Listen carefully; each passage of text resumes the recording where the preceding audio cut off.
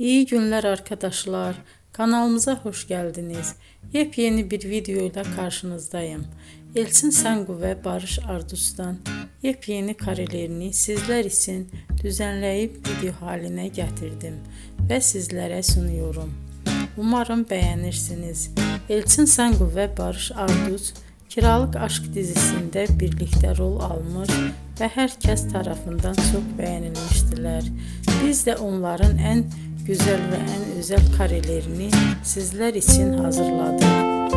Videoların devamını istiyorsanız kanalımıza abone olup sona kadar izlemeyi unutmayın. Hoşça kalın. Bizden bu kadar.